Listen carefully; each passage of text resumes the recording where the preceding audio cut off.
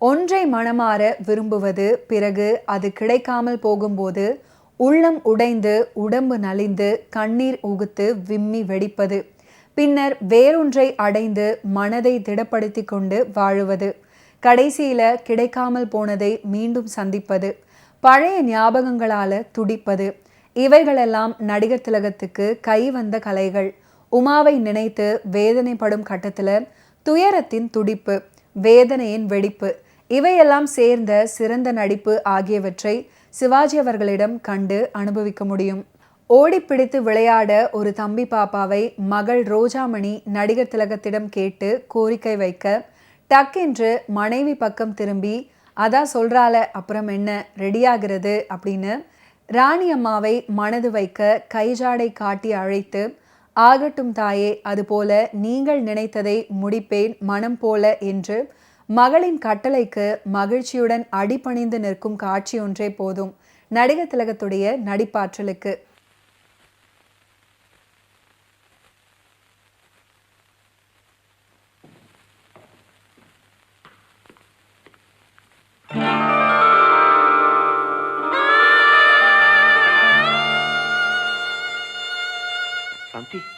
ஏன்டா நான் நல்லா இருக்கேனே? என்ன அத்தா, இந்த நாள் என் வாழ்க்கையில மறக்க முடியாத பொண்ணு. உங்களுக்கு ஞாபகம் இல்லையா?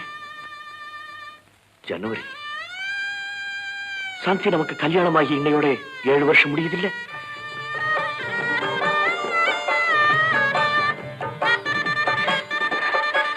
ஆமாத்தா, இந்த 7 வருஷம் உங்களோட வாழ்ந்ததுல 70 வருஷம் உங்களோட வாழ்ந்த நிறைவு ஏற்பட்டு போச்சு. நான் போவும் பொட்டுமா நிறைஞ்ச சுமங்கலியா போகணும்னு என்ன ஆசீர்வதிங்கத்தா.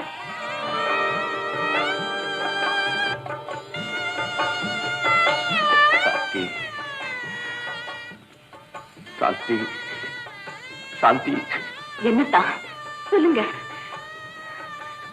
என் மனசு சரியில்லை சாந்தி, என் நெஞ்செல்லாம் வலிக்குது, எனக்கு பயமா இருக்கு சாந்தி, என்னை விட்டு போயிடாத சாந்தி. அக்கா, வீணா மனசு அழிச்சுக்காதீங்க, எல்லாம் நாளைக்கு சரியா போயிடும். உங்க உள்ளத்துல இருக்கிற வேதனைகள் எல்லாம் உங்களை விட்டு போயிடும்.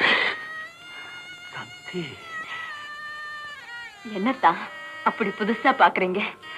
இன்னைக்கு என்னமோ நீ என் கண்ணுக்கு புதுசா தெரியற சாந்தி. என் சாந்தி, நான் உன்னை பார்க்க கூடாதா? தாராளமா பாருங்களேன். நீங்க இப்படி பார்க்க நான் கொடுத்து வச்சிருக்கணுமே. இந்த உடல்ல உயிர் இருக்கிற வரைக்கும் நான் உங்க சொத்து தானே. நல்லா பாருங்க சாந்தி. இப்படி வா, உட்கார். சாந்தி, சாந்தி, உன் குணம் தெரிஞ்சு உனக்கு எவ்வளவு அழகான பேர் வச்சிருக்காங்க. சாந்தி, நான் உங்ககிட்ட எவ்வளவோ விஷயம் சொல்ல வேண்டியிருக்கு, சொல்லணும்னு நினைக்கிறேன், என்னால முடியல. சாந்தி, நீ என் மேல வச்சிருக்கிற அளவு அன்பு என்னால உண்மையில வைக்க முடியல. என்ன பண்ணிச்சிடு சாந்தி.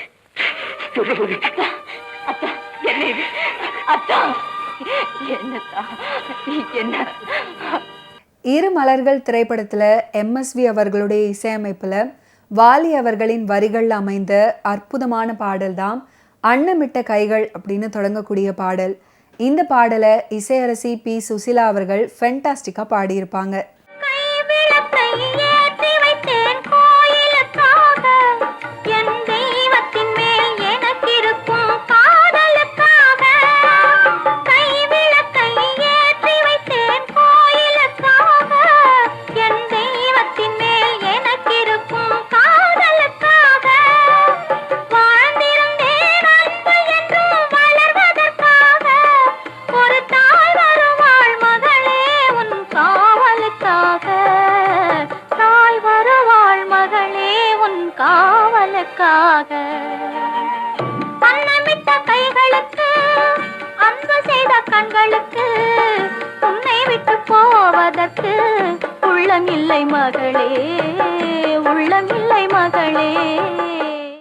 காதலிக்கும் காட்சிகளை விட காதல் தோல்வியில்தான் உமாவின் கதாபாத்திரம் அற்புதமாக களை கட்டும்.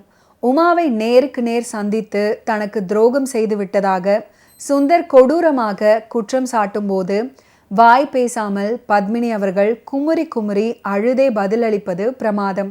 KR விஜயா அவர்கள் தன் சின்னஞ்சிறு பருவத்து நினைவுகளை ஒரு குழந்தை போல கூறுகிறார். பிறகு பொறுப்புள்ள மனைவியாக மாறுறாங்க. 2 கட்டங்கள்லையும் சிறப்பாக நடிச்சிருப்பாங்க.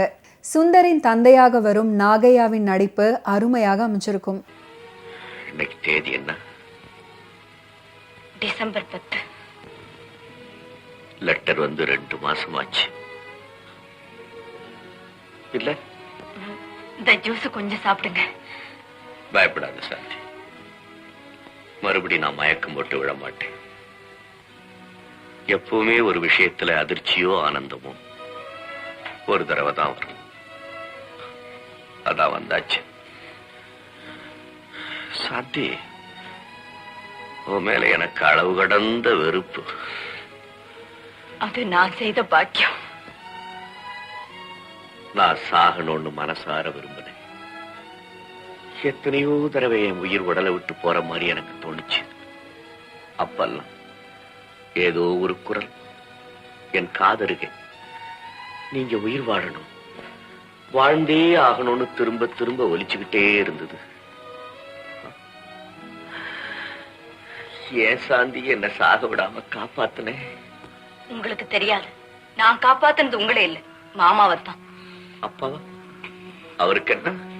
நீங்களாவது மயங்கி கிடந்தப்ப உங்க வேதனையை மறந்திருந்தீங்க. ஆனா அவரும் ஒவ்வொரு வினாடியும் அவருடைய உயிரே துடிச்சுக்கிட்டு இருக்கிறத பாத்துக்கிட்டு இருந்தாரே. கடவுளே என் பிள்ளைய காப்பாத்துன்னு கையெடுத்து கும்பிட்டு கண்ணீர் வடிச்சுக்கிட்டு இருந்தாரே. அந்த காட்சி உங்களுக்கு தெரியுமா? அத்தான், உங்க அப்பா உங்களுக்கு சாதாரணமா இருக்கலாம், ஆனா எங்க மாமாவுக்கு அவருடைய பிள்ளை ரொம்ப பெரியவர். சாந்தி, சாந்தி, தம்பி தூங்குறானா முடிச்சுக்கிட்டு இருக்கானாப்பா? சுந்தர், இந்தாப்பா. என்ன? அல்வா சாப்பிடப்பா. சுந்தர், உனக்கு ஞாபகம் இருக்குமோ என்னமோ, நீ சின்ன குழந்தையா இருந்தப்போ நான் எந்த ஊருக்கு புறப்பட்டாலும் அப்பா நீங்க திரும்ப வரும்போது அல்வா வாங்கிட்டு வாங்கிப்பான்னு சொல்லுவியே. இப்போ இத்தனை வருஷத்துக்கு அப்புறம் அது நினைவுக்கு வந்தது, வாங்கிட்டு வந்துட்டேன்ப்பா. சாப்பிடு. சுந்தர், இந்த அல்வா மாதிரியே ஒரு இனிப்பான செய்தி. என்ன? உங்க ப்ரொஃபசர் சுந்தரவதன் இருக்காரே, அவருடைய மாமா ரத்னவேலு எனக்கு பழைய சிநேகிதர். அவர் பையன் BA பாஸ் பண்ணிட்டானா. அவனுக்கு கல்யாணத்துக்கு பெண் தேடிக்கிட்டு இருந்த ரத்னவேலு தற்செயலா என்ன சந்திச்சாரு, பேசிக்கிட்டோம். நம்ம சாந்தியை பெண் பார்க்க நாளைக்கே இங்க வரதா சொல்லிட்டாரு. ஆமாம், சின்ன காத்தடிதம் அணையறதுக்கு தயாராயிருக்கும் ஒரு விளக்கு மாதிரி நான் இருக்கேன். என் பார்வையிலே நீ ஏதாவது ஒரு நல்ல காரியம் நடக்கணும்னு அதுவும் கல்யாணம் ஒண்ணுதாம்மா. அத்தானுக்கு உடம்பு இப்படி இருக்கும் போது அதனால என்னம்மா, அவன் தான் இப்ப குணம் ஆயிட்டானே. சாந்தி, இது தானா வந்த சந்தர்ப்பம், தட்டி கழிச்சிடாதம்மா. இத பாரு, இந்த கிழவனுக்கு ஏதாவது ஒரு உதவி செய்யணுங்கிற எண்ணம் உனக்கு இருந்தா இதை மறுக்காதம்மா, மறுக்காதே சாந்தி. இருமலர்கள் திரைப்படம் வெளியாகி 55 ஆண்டுகளாகியும் இன்னும் மலர்ந்து மனம் பரப்பிக் கொண்டே இருக்கிறது. சென்னை வெலிங்டன் தியேட்டர்ல படம் வெளியாகி 100 நாட்களுக்கு மேல் ஓடியது. கதாசிரியரும் கவிஞரும் இசையமைப்பாளரும் கைகோர்த்து வெற்றி கண்ட படம் தான் இருமலர்கள். சமீபத்துல நேர்காணல் ஒன்றில் நடிகை KR விஜயா அவர்கள் அந்த காலகட்டத்திலேயே ஷூட்டிங் சென்று வருவதால் சொந்தமாக தனி விமானம் ஒன்றை வைத்திருந்ததாகவும் அது தவிர 4 சொகுசு கப்பல்களை சொந்தமாக வைத்திருந்ததாகவும் சொல்லியிருக்காங்க. இருமலர்கள் படத்தின் ஷூட்டிங் கொடைக்கானல்ல நடந்த போது அந்த விமானத்துல தான் சென்றதாகவும் பதிவு பண்ணியிருக்காங்க.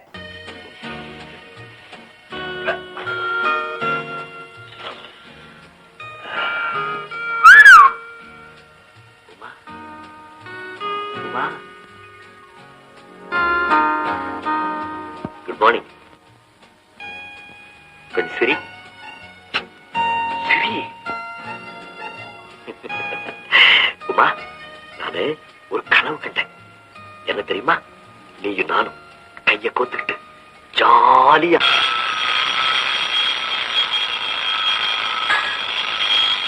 சாந்தி சாந்தி சாந்தி.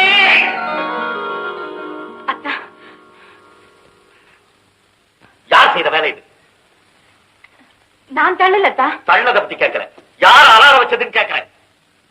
நான் தான். ஏன் 7 மணிக்கெல்லாம் வச்ச? என்ன அப்படி முக்கியமான வேலை எனக்கு?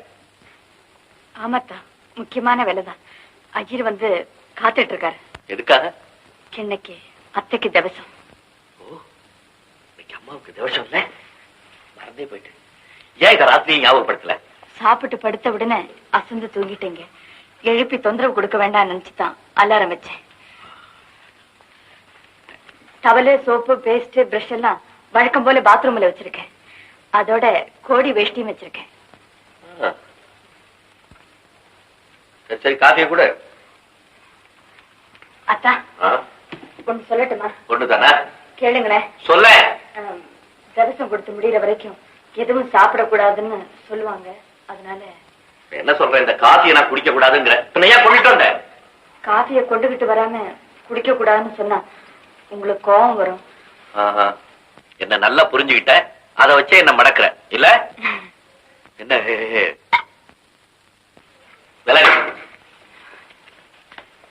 இரு மலர்கள் படத்தில் இன்னொரு மகுடம் MSVயின் இசை. இந்த படத்தை பார்க்கும்போது சிவாஜி அவர்களும் பத்மினி அவர்களும் மனதிற்குள் ஆதிஷ் தம்பதிகளாக இருந்திருப்பார்களோ அப்படின்னு நினைக்க தோன்றுகிற மாதிரி இருக்கும் அவர்களின் திரை நெருக்கம். அந்த நெருக்கத்தை அவர்கள் சந்திக்கும் அந்த முதல் பாடல் காட்சியான மாதவி பொன்மயிலால் பாடல்லையே பார்க்க முடியும். பாடல்களை பொறுத்தவரையில் ரசிகர்களால் மிகவும் விரும்பப்பட்டு சூப்பர் ஹிட் ஆகிய பாடல்கள்.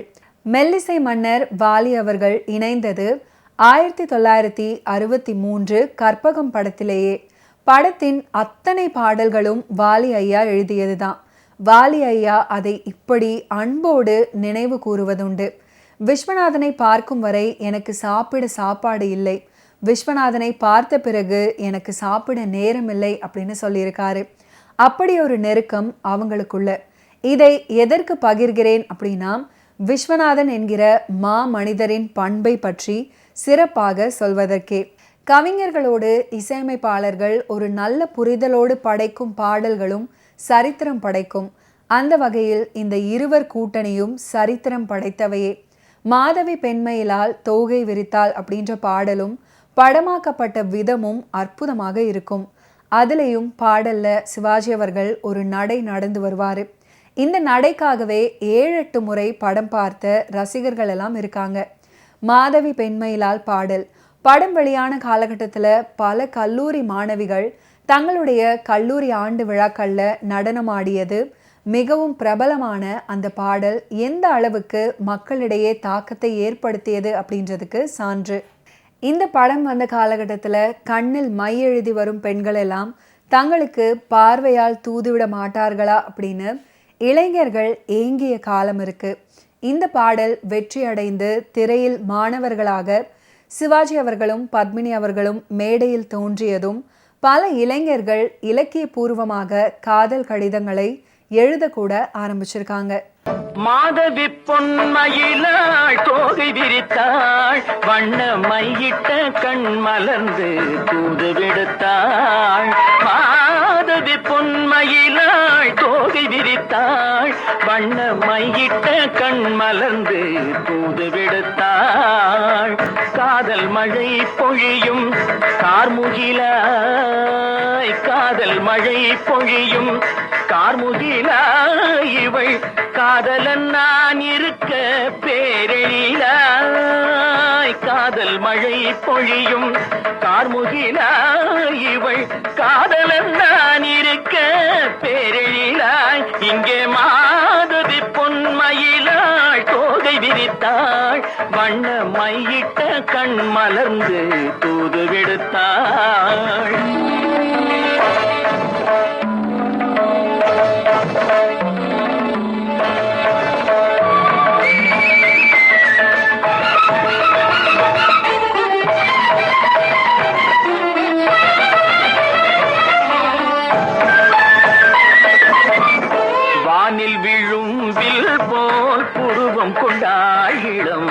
வயதுடையாள் இனிய பருவம் கண்டாள் வானில் விழும் வில் போல் புருவம் கொண்டாள் இளம் வயதுடையாள் இனிய பருவம் கண்டாள் கூனல் பிறை நெற்றியில் குழலாட கொஞ்சம் குளிர் முகத்தில் நிலவின் நிழலாட கூனல் பிறை நெற்றியில் குழலாட கொஞ்சம் குளிர் முகத்தில் நிலவின் நிழலாட கலைமானின் இனம் கொடுத்த விழியாட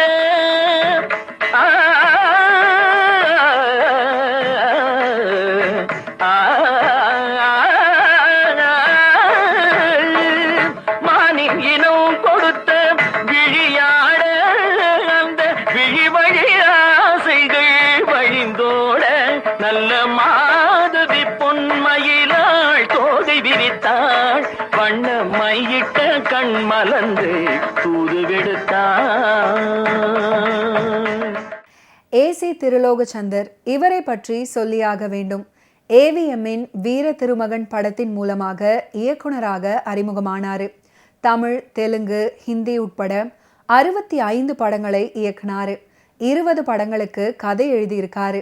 2 படங்களுக்கு இந்திய அரசின் வெள்ளிப் பதக்கம், 5 முறை ஃபிலிம்ஃபேர் விருதுகள், இருமலர்கள் படத்துக்கு இவருடைய கதைக்காக தங்கப்பதக்கமும், தமிழக அரசிடமிருந்து 5000 ரூபாய்க்கான காசோலையும் கிடைத்தது. இந்த படத்துக்காக ராஜா சாண்டோ விருதையும் வாங்கினாரு. இவர் இயக்கி சிவாஜி அவர்கள் நடித்த தெய்வமகன் படம் முதலாக ஒரு தமிழ் படம் ஆஸ்கருக்கு சிபாரிசானது.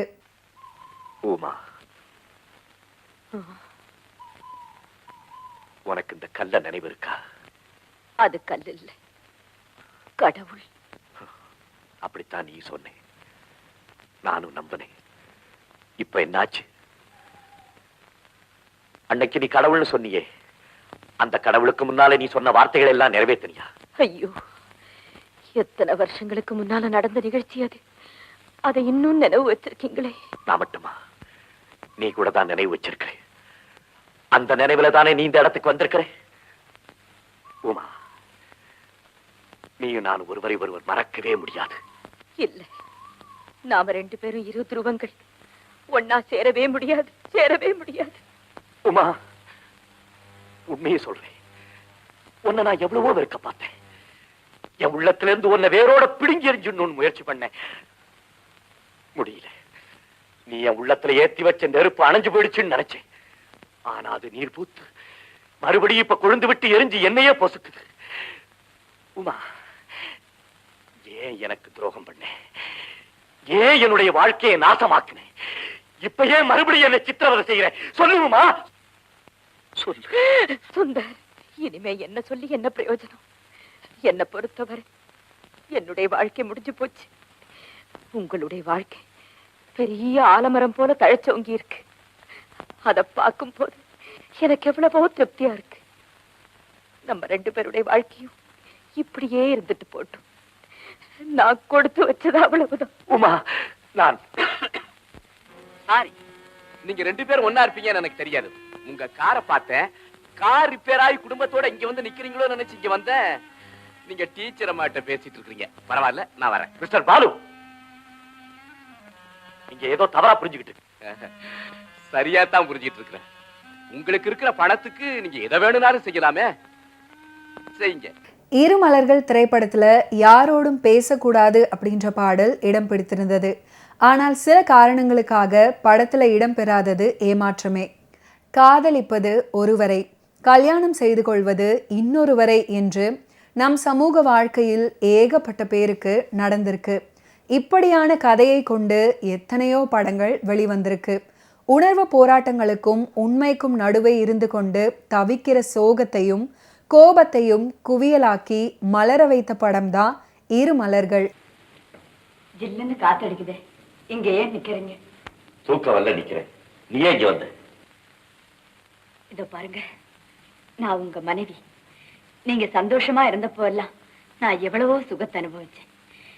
இப்ப நீங்க கஷ்டப்படும் போது அதுலயும் எனக்கு சரி பங்கு கொடுத்துதான் ஆகணும். என்ன தத்துவம் பேசுறேன்? பெரிய இவ மாதிரி என்ன சொன்னீங்க? நான் உங்க வாழ்க்கையில என்ன குறை வச்சேன்? இந்த வார்த்தை உங்க வாயில இருந்து எப்படி வந்தது? நீங்க ஏன் இப்படி மாறி போயிட்டீங்க?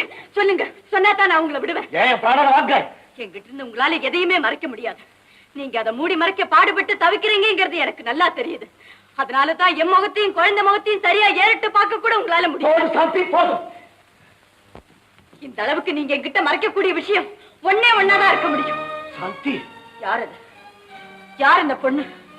இவ்வளவு தூரம் உங்களை ஆட்டி படைக்கிற அந்த பொண்ணு யாரு? சொல்லுங்க. சாந்தி. ஓகே வியூவர்ஸ், இன்னைக்கு நிகழ்ச்சியில நடிகர் திலகம் சிவாஜி கணேசன் அவர்களுடைய ஃபிலிம் கெரியர்ல நடந்த பல இன்ட்ரெஸ்டிங்கான விஷயங்களை நீங்க பார்த்து தெரிஞ்சிருப்பீங்க. மீண்டும் அடுத்தடுத்த எபிசோட்ஸ்ல சந்திப்போம். நன்றி, வணக்கம்.